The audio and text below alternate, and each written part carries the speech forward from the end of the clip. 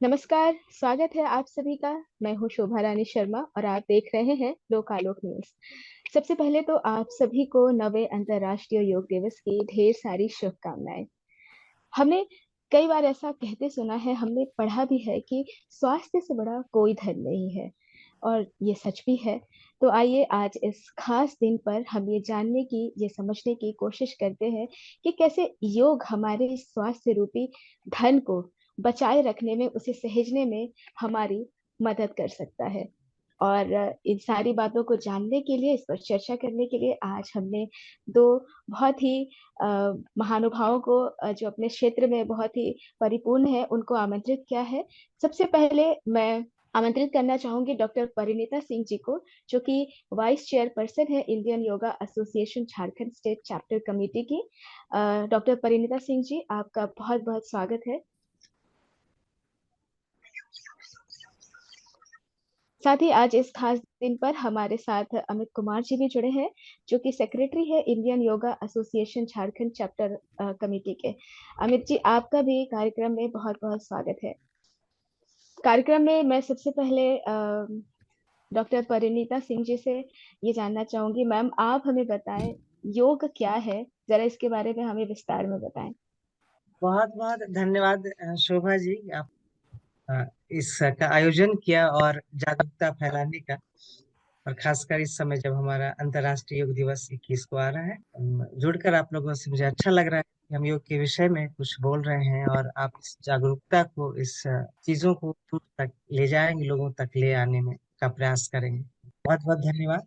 और आपका प्रश्न भी बहुत ही अच्छा है कि योग जिसकी इतनी चर्चाएं हैं और अंतर्राष्ट्रीय योग दिवस मना भी रहे हैं 21 जून को, तो सबसे पहले योग क्या है, जो इसका मूल स्वरूप है, इसका मतलब क्या होता है, इसको आज हम लोग देखेंगे। पहले कि योग शब्द जो है वो संस्कृत के युज धातु से बना है, जिसका मतलब होता है मिलना या जोड़ना।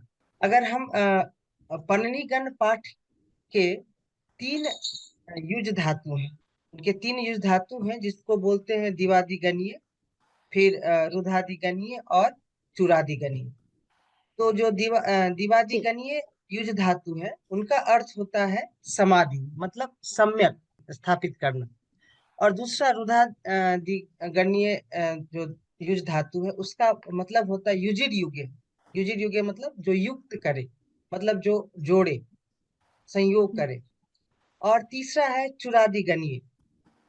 इस युज धातु का अर्थ है कि वशीकृतस्य मनसः, मतलब जब मन को वश में करना, या मन को जब हम वश में करते हैं।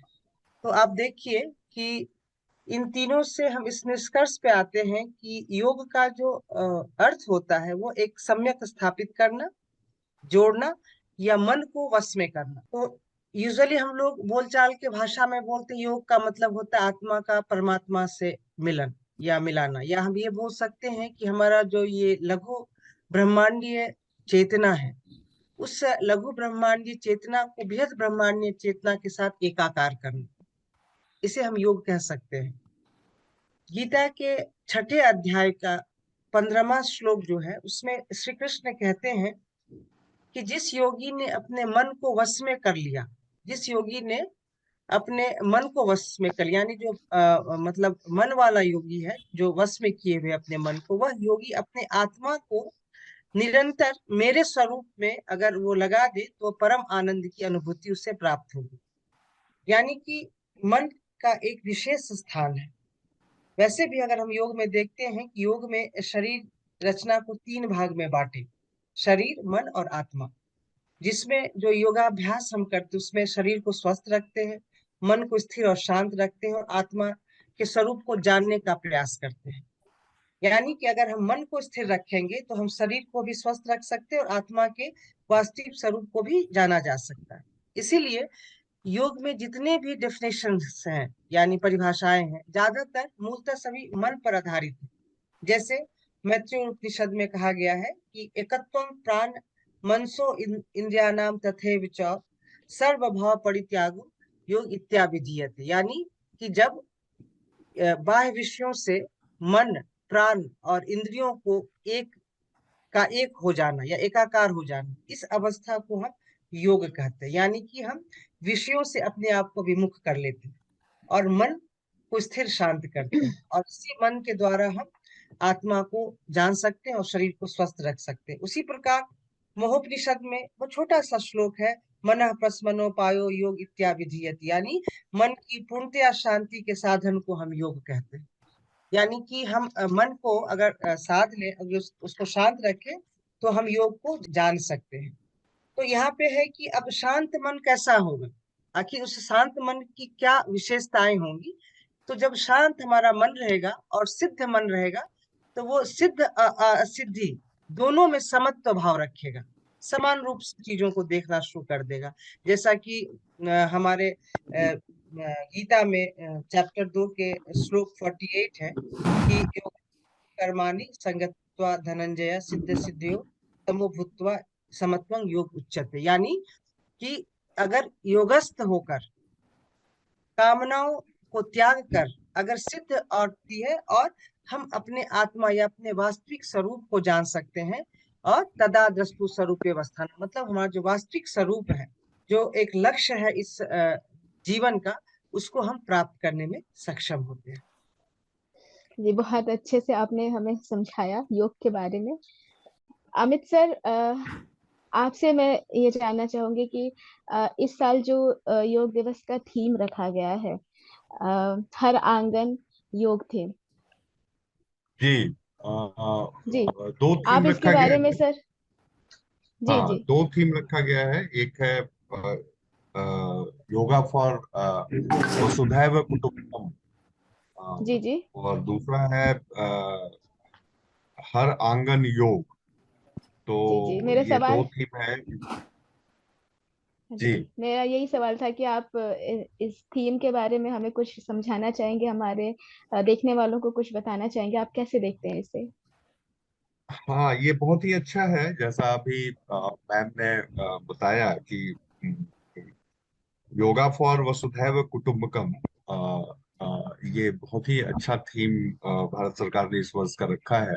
और जैसा कि जी आप लोग जानते होंगे कि इस वर्ष माननीय प्रधानमंत्री मोदी साहब हैं, वो यूएनओ हेड क्वार्टर में वो इस वर्ष 21 जून को योग कर रहे हैं, और वहां से पूरी दुनिया में मतलब एक साथ वो योग होगा। तो वसुधैव कुटुंबकम मतलब जो है वो पूरा विश्व को अपना कुटुंब मानने का, अपना संबंधी मानने का हमारा जो एक सनातन फिलॉसफी है, हमारा जो भारतीय फिलॉसफी है, उसको जी। पूरे दुनिया में स्थापित करने के लिए ऐसा इस वर्ष किया जा रहा है।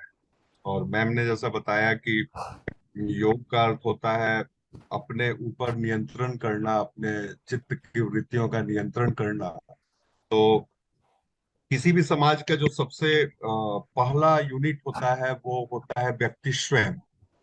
और अगर हर व्यक्ति अपने स्वयं की वृत्तियों का निरोध अगर कर ले, अपने मन पे कंट्रोल कर ले, जैसे कहा जाता है समाज शास्त्र में ना कि समाज का सबसे छोटा यूनिट जो है वो परिवार है, और अगर परिवार से भी छोटा यूनिट है तो वो व्यक्ति स्वयं है। तो पहला हुआ यूनिट व्यक्ति, फिर हुआ परिवार, फिर हुआ गांव या शहर, फिर जिला, फिर राज्य, फिर देश, और फिर पूरा विश्व।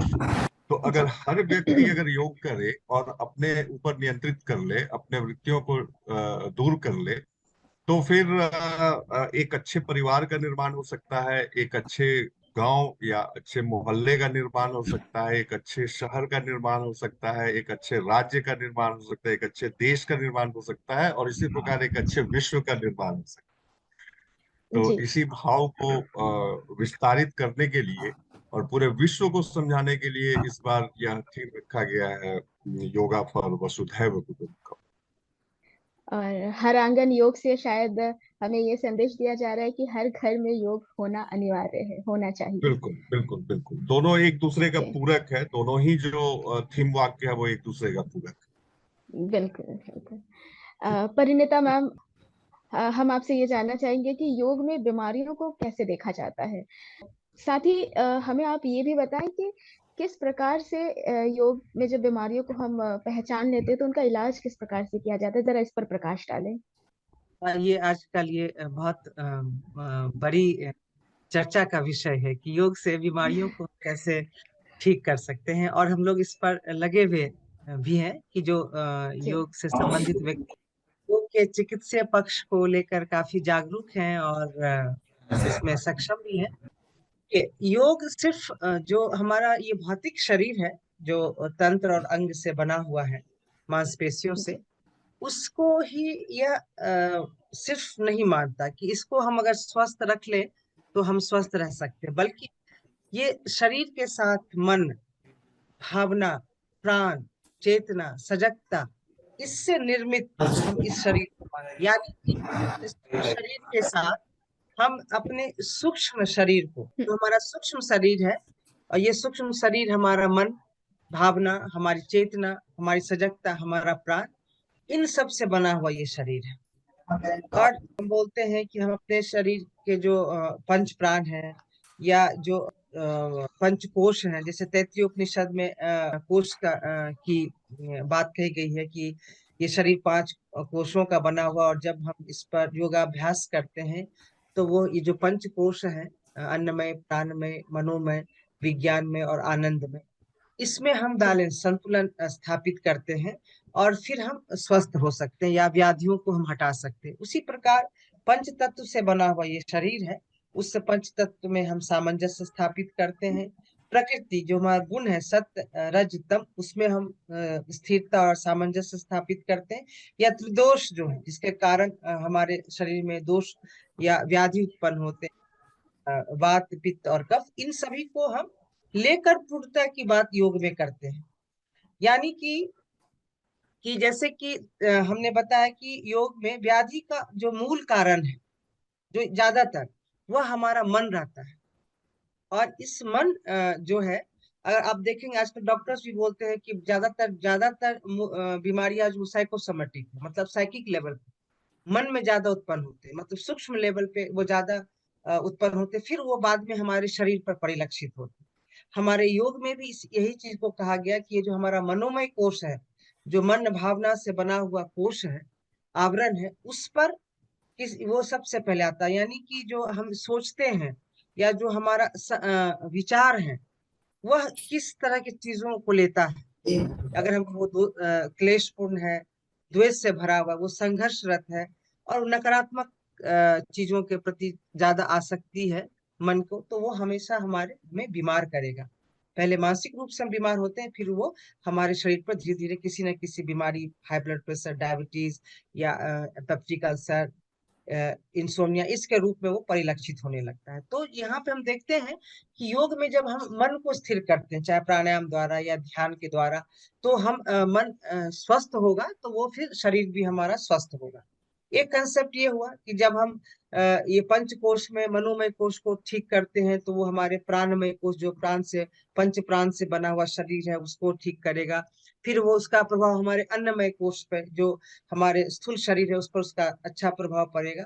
इस तरह से हम अगर निम्न 3 कोशों को बैलेंस करते हैं, तो हमारा विज्ञानमय कोश और जो आनंदमय कोश है, वह भी नियंत्रित और संतुलित होगा, और हम पूर्ण स्वास्थ्य को प्राप्त करते हैं।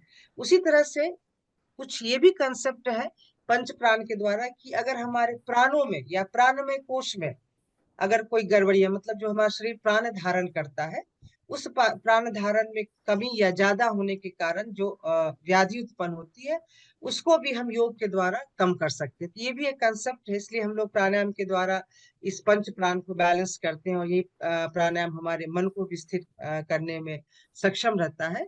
तो ज्यादातर जो अभ्यास है, हम इस सूक्ष्म लेवल पे जाके ही योग में करते हैं। उसके बाद अन्य मय कोश को, यानी अन्न के द्वारा भी, यानी भोजन के द्वारा भी हम अपने शरीर को स्वस्थ रह सकते हैं। मतलब इसमें वात, पित्त, कफ को हम बैलेंस करते हैं।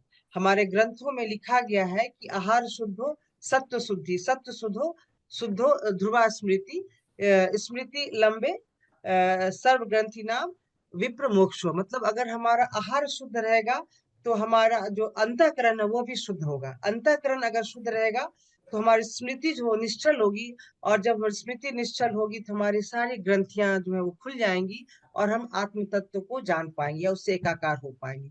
तो देखिए कैसे एक दूसरे से सब जुड़ा हुआ है। तो योग में जब हम कोई भी अभ्यास करते हैं तो वो हमारे शरीर, मन और आत्मा तीनों पर बराबर रूप से उसका प्रभाव पड़ता है। इसलिए हम जल्दी स्वस्थ होते हैं और हमेशा के लिए स्वस्थ होने की कामना करते हैं और हो भी जाते हैं और स्वस्थता को प्राप्त भी करते हैं। जी, बिल्कुल। अमित जी, हम आपसे अभी पिछला जो कुछ साल रहा है हमारा, पिछले कुछ वर्षों में हमने क्या, पूरी दुनिया ने बहुत कुछ देखा है। तो अमित जी, हम आपसे ये जानना चाहेंगे कि कोविड के साथ तो हमने जीना सीख लिया है, पर आफ्टर कोविड जो साइड इफेक्ट्स है उससे हम अभी भी जूझ रहे हैं।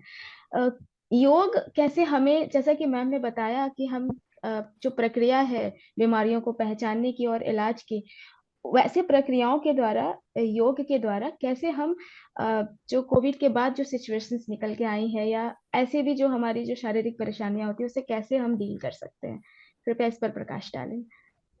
जी।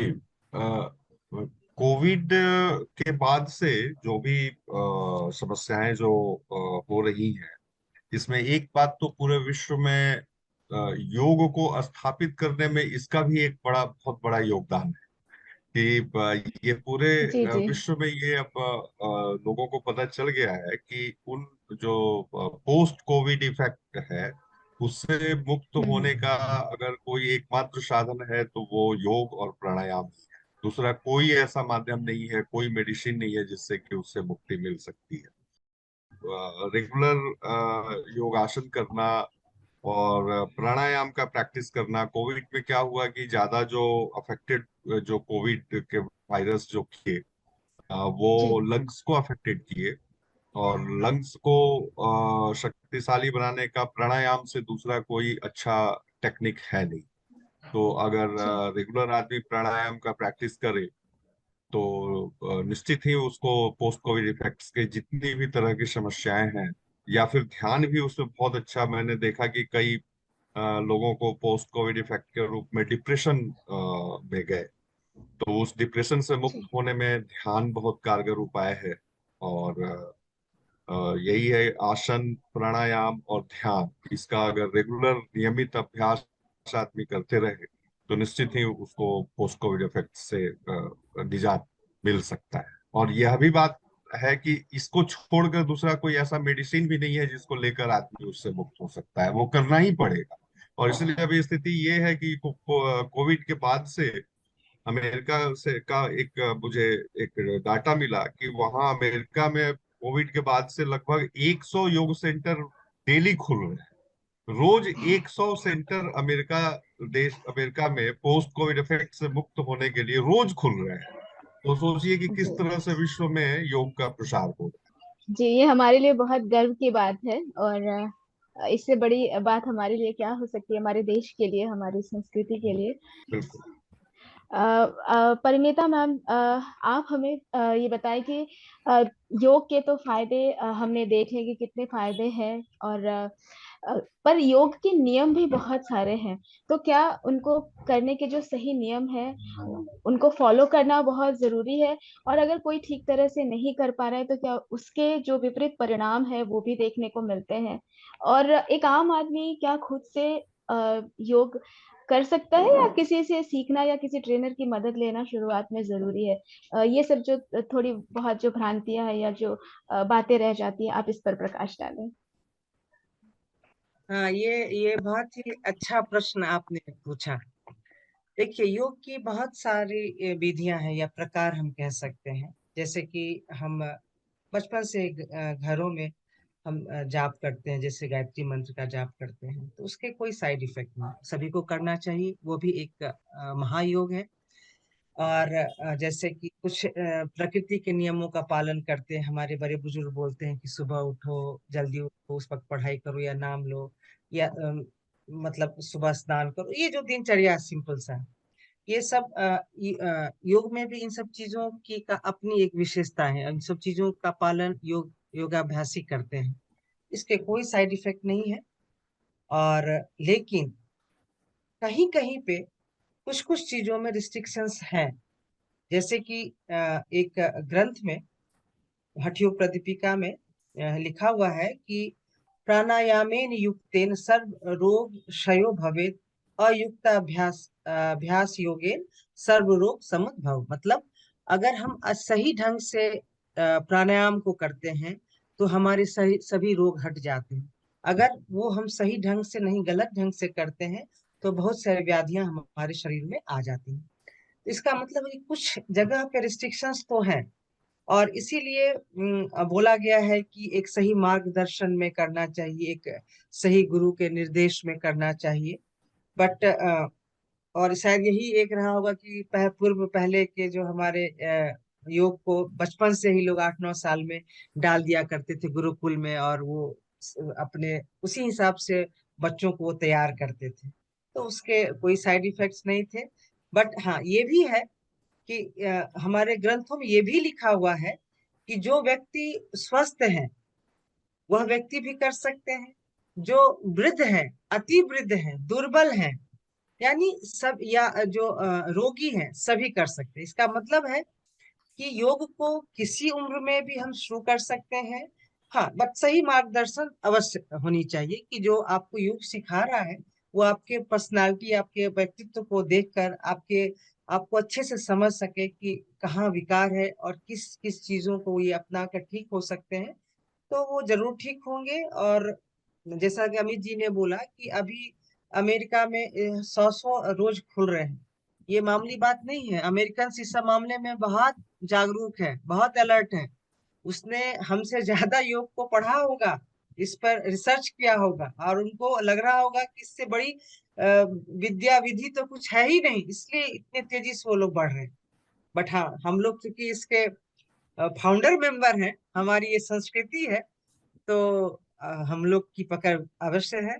और मतलब यही हम कहना चाहेंगे कि मतलब योग से ठीक होते, लेकिन योग के अलग अलग विधि है, उसको अपना के हम बिना नियम के भी, जैसे जाप हो गया, मंत्र चैंटिंग हो गया, उसको कभी किसी वक्त भी हम कर सकते हैं। लेकिन जब हम भक्ति के लिए योग को अपनाते हैं या किसी बीमारी विशेष के लिए, तो सही मार्गदर्शन आवश्यक है। मैम, नॉर्मल प्रैक्टिस जो योग की विधाएं हैं, जैसे सूर्य नमस्कार हो गए या अनुलोम विलोम, इन सारी चीजों में भी हमें श्वास का और बाकी चीजों का ध्यान रखना उतना ही जरूरी है जैसे अभी आपने बताया। हाँ, अगर हम सूर्य नमस्कार करते हैं तो उसमें कोई भी अगर योग के हम अभ्यास करते हैं तो योग के अभ्यास में श्वासों का और सजगता, ये दोनों आवश्यक चीज है। जैसे सूर्य नमस्कार में एक सही पोस्चर में आना, उसके साथ सजगता और श्वास।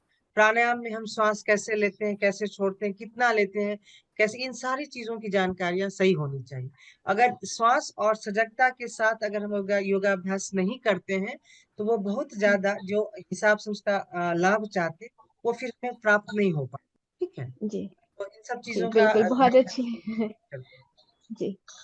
बहुत अच्छी जानकारी हमारे सामने निकल कर आई, क्योंकि आजकल क्या होता है ना, हम लोग सारा कुछ इंटरनेट के माध्यम से खुद ही ट्राई करने की कोशिश करते हैं, तो कई बार तो हम बिल्कुल सही तरीके से कर पाते हैं, पर इसमें थोड़ा सा ये संशय रह सकता है कि अगर हमने गलत किया तो उसका रिजल्ट भी हमें गलत मिलेगा। जैसे कि मैम अर्थराइटिस आपसे है, ही कोई सा प्रॉब्लम है, तो सब कंडीशन जी में लोग देखकर कितना झुकना है कि उसको अगर सही ढंग से किया जा सकता है, सजगता के साथ करें, श्वास का ध्यान रख के करेंगे तो उसके लाभ अवश्य मिलेंगे। अगर इन सब चीजों को अगर उसमें इंक्लूड नहीं करेंगे तो फिर वही एक सूर्य नमस्कार में शरीर की क्षमताएं तो बढ़ेगी, फ्लेक्सिबिलिटी बढ़ेगी, लेकिन जो उसका प्रभाव हम मन या आत्मा पे देखना चाहेंगे वह प्रभाव हमें नहीं दिख पाएगा। मैम आपसे ही जानना चाहूंगी महिलाओं के बारे में कि उनके लिए योग, उनके स्वास्थ्य के लिए योग कितना जरूरी है, क्योंकि महिलाएं, खासकर गृहिणियां, जो कि बाकी सारे कामों में सबका ध्यान रखते रखते अपने ऊपर ध्यान रखना भूल जाती हैं। क्या उनके लिए कुछ ऐसे योगासन है, कुछ व्यायाम है जिनको वो कम समय में भी प्रैक्टिस कर सकती हैं और अपने आप को स्वस्थ रख सकती हैं? हाँ बिल्कुल, ऐसे बहुत से अभ्यास हैं, खासकर जो अभ्यास पुरुष कर सकते हैं, एक एक दो अभ्यास को छोड़कर, तो सभी अभ्यास को महिलाएं कर सकती हैं। खासकर आसन जी में प्राणायाम भी कर सकते हैं, ध्यान अवश्य कर सकती हैं। देखिए, हमारी जो संस्कृति है उसमें महिलाओं को की हमेशा प्रधानता रही है। इसलिए आप देखेंगे कि किसी भी वीर की जो परिचय किया जाता था, उसके माताओं के नाम से की जाती, यानी जो ये जो संस्कार हमारे बच्चों को या हमारे परिवार या हमारे समाज को मिलता है, ये घर की औरतें ही दे सकती हैं। और इनको देने के लिए इस महिलाओं के पास, ये हमारी औरतों के पास धैर्य होना चाहिए। और एक मतलब क्या कहें, कार्य, सभी इस तरह के कार्य, जैसे आपने बोले गृहिणी के लिए, तो एक ऊर्जा का भी निरंतर शरीर में संचार होती रहता, ताकि वो हर कार्य को सजगता के साथ, पूर्णता के साथ वो कर सके। तो इस तरह से अगर हम देखें तो, और खासकर आजकल महिलाओं को जितने चैलेंजेस हैं उनके सामने, जॉब कर रही हैं, घर का को भी देख रही हैं, पहले भी बहुत सारे इस तरह के कार्य महिलाओं को रहते थे।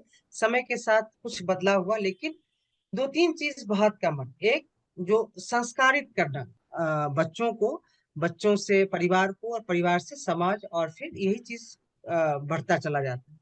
तो इन बदलाव, इन सब चीजों के लिए महिलाओं को को शरीर में कुछ बदलाव कुछ कुछ समय पे होते रहते हैं। जैसे किशोरावस्था में जब हम आते हैं तो हमारे अंदर हार्मोन्स के बदलाव होते हैं।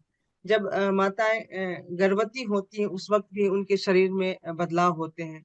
फिर कुछ 50s में जब आती है मेनोपॉज के समय, तो उसके समय में भी हार्मोनल चेंजेस होते हैं। तो कुछ समय समय जी। पर महिलाओं में बहुत से परिवर्तन होते हैं, बट ये स्वाभाविक परिवर्तन है, प्रकृति की देन है।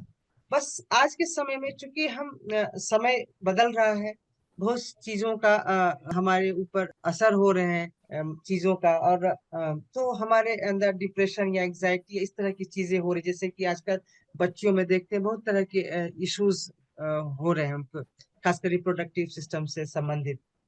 तो जी। यहाँ मैं कहना चाहूंगी कि नित्य अभ्यास, रोज का अभ्यास वो करें। ये योग में एक है शक्ति बंध आसनास, एक ग्रुप है जो महिलाओं के लिए, खासकर हम जनन अंगों के लिए है। और इसका भी बाकी सब तो अभ्यास करे ही, कुछ बैकवर्ड करे, कुछ फॉरवर्ड करे, कुछ ट्विस्टिंग करे, बट इस शक्तिबंध आसनों का अभ्यास भी अवश्य करें। उससे बहुत सारे हार्मोनल जो चेंज, इन सब चीजों से संबंधित जो हमने बताया, किशोरावस्था में या प्रेगनेंसी में या मेनोपॉज में, उसमें काफी लाभदायक वो आसन होंगे। उसके अलावा जो प्राणायाम, जिससे आपने बोला अनुलोम विलोम, धैर्य रखने के लिए, अपने आप को संतुलित रखने के लिए, बैलेंस करने के लिए, या भ्रामरी जो हार्मोनल चेंज है उसको स्थिर बैलेंस करने के लिए, या उज्जयी है स्थिरता प्राप्त करने के लिए, सभी चीजों को सूक्ष्मता से समझने के लिए, इन सभी प्राणायाम को और कुछ ध्यान को, कुछ मुद्राओं को भी अगर अपने वो साथ जोड़ेंगी, तो उनका शारीरिक लाभ भी होगा, और उनका बहुत बड़ा योगदान हमारे समाज में या हमारे परिवार में हो। इस तरह के बहुत से अभ्यास हैं जो महिलाओं को हम करा सकते हैं, और उनमें परिवर्तन देख सकते हैं। धन्यवाद मैम। अमित सर, मैं आपसे बच्चों के योगासनों के बारे में थोड़ा जानना चाहूंगी, क्योंकि हमारे आज के बच्चे हमारे कल के भविष्य हैं, और उनका स्वास्थ्य, उनकी देखभाल हमारी प्रायोरिटी रहती है। तो आप जरा उनके बारे में हमें बताएं कि बच्चों में हम बचपन से ही कैसे योग के प्रति जो रुचि है वो हम उनको उनको पैदा कर सके रुचि, और साथ ही साथ उन्हें ये योग की शिक्षा दे सके।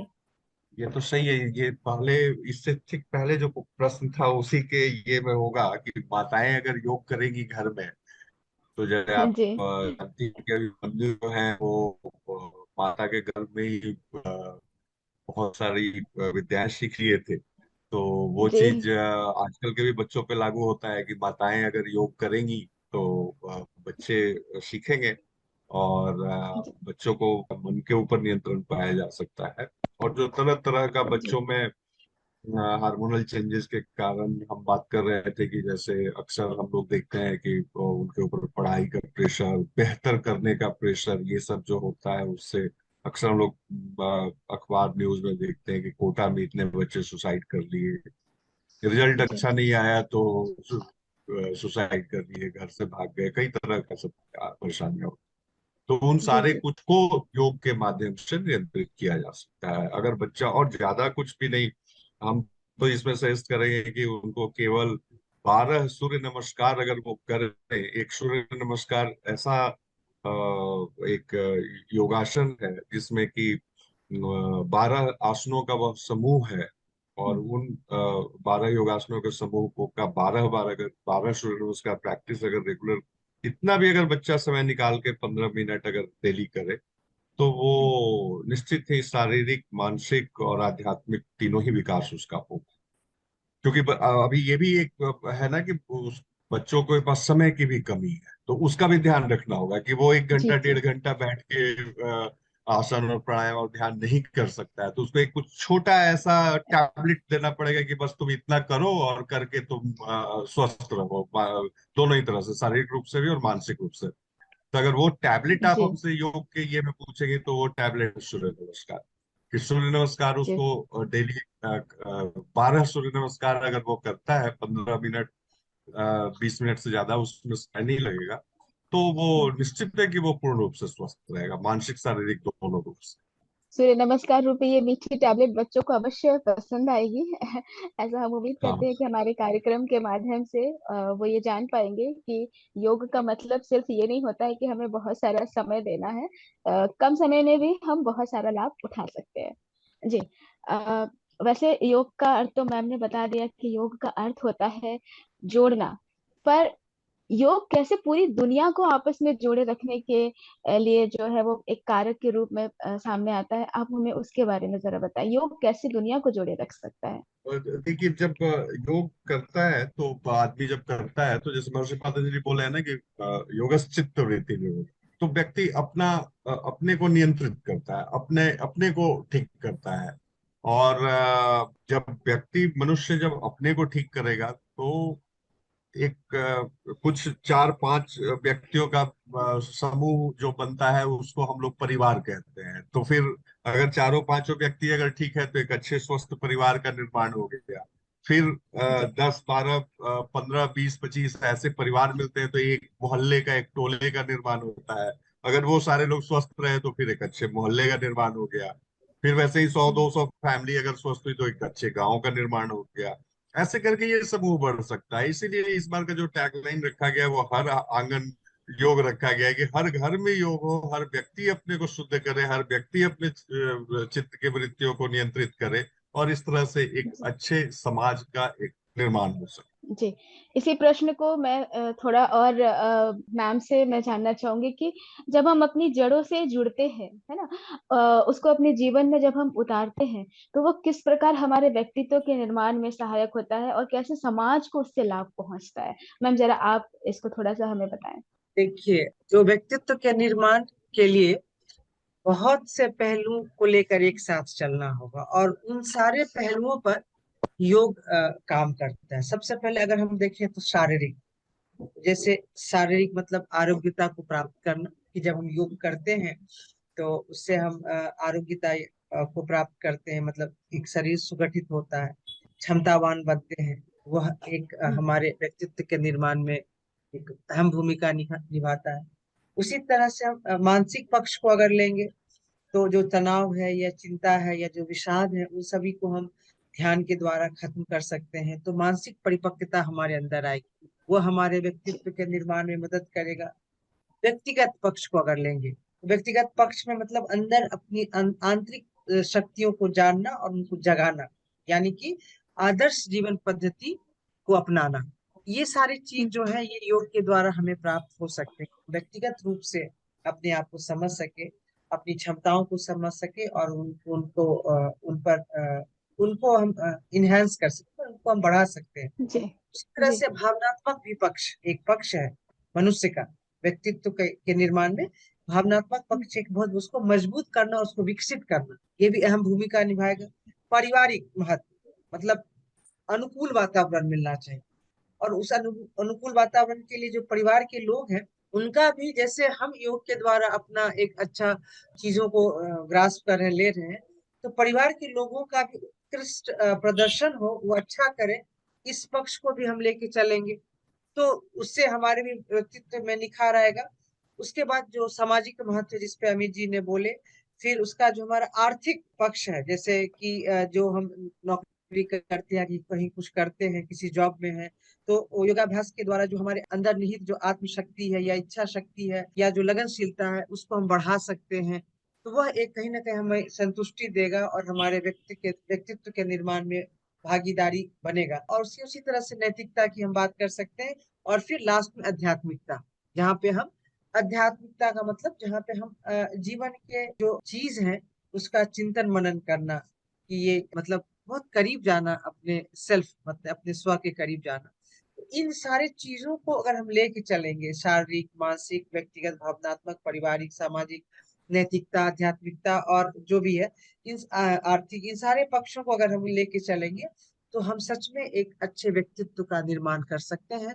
और योग के द्वारा ये सारी चीज संभव है। अगर हम लगातार योग का अभ्यास करते रहें, इन सारी चीजों में हम अ, हमारी पकड़ होगी और हम एक अच्छे व्यक्तित्व का निर्माण कर सकते हैं।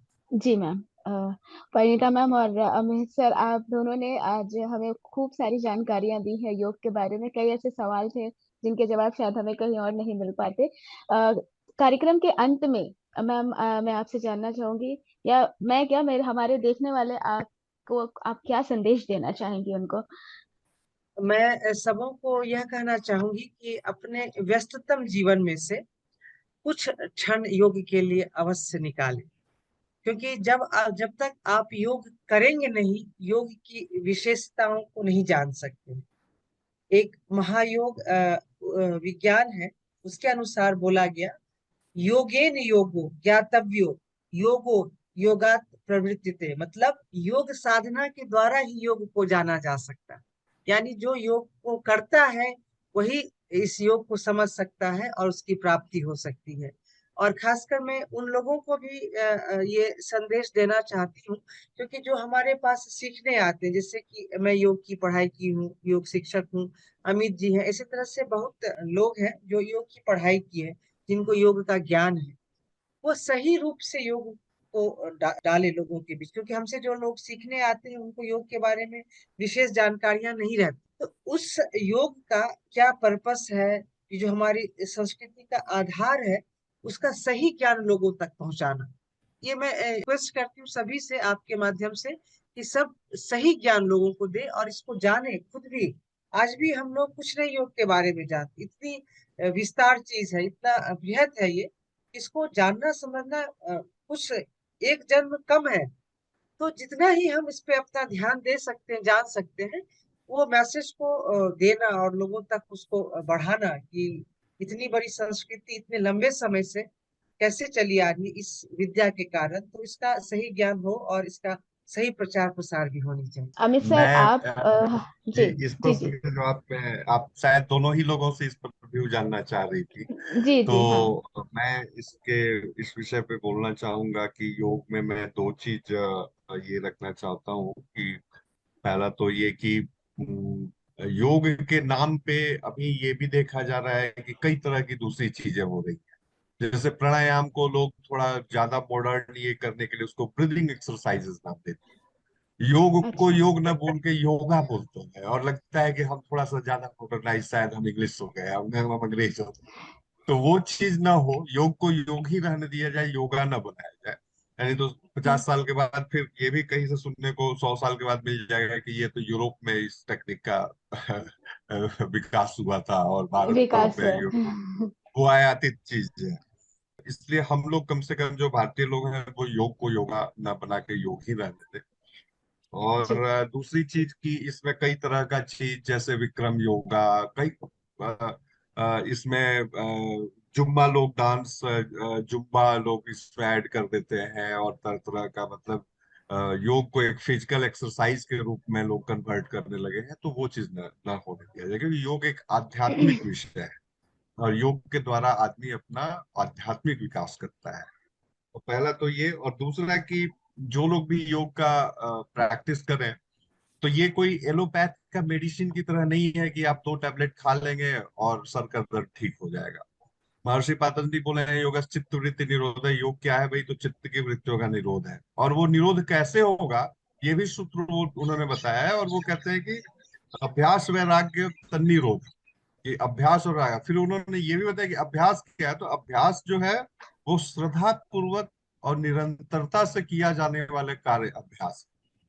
तो जब श्रद्धा पूर्वक, भरोसे के साथ और निरंतर जब आप करेंगे, रेगुलरिटी, रेगुलरिटी पे बहुत फोकस करना होगा। अब ये नहीं कि सप्ताह में 2 दिन कर रहे हैं, 4 दिन नहीं कर रहे हैं और सोच रहे हैं कि हम तो योग कर ही रहे हैं और हमको लाभ नहीं हो रहा है, तो वो निश्चित है कि लाभ नहीं होगा। कंटिन्यूटी जब तक नहीं होगी तब तक उसका असर नहीं दिखेगा आपके ऊपर। तो यही हमारा जी दो है इस ये पे कहना कि एक तो योग को योग रहने दिया जाए, योगा न बनाया जाए, और कंटिन्यूटी के साथ और भरोसे के साथ, विश्वास के साथ, श्रद्धा के साथ इसे किया जी। जाए। Thank you. बहुत बहुत धन्यवाद परिणीता सिंह मैम जी और अमित कुमार जी, आप हमारे साथ जुड़े, आपने अपने कीमती समय में से हमारे लिए समय निकाला, हमारे दर्शकों के लिए समय निकाला। आपका बहुत बहुत धन्यवाद आप दोनों का। बहुत धन्यवाद आपको भी।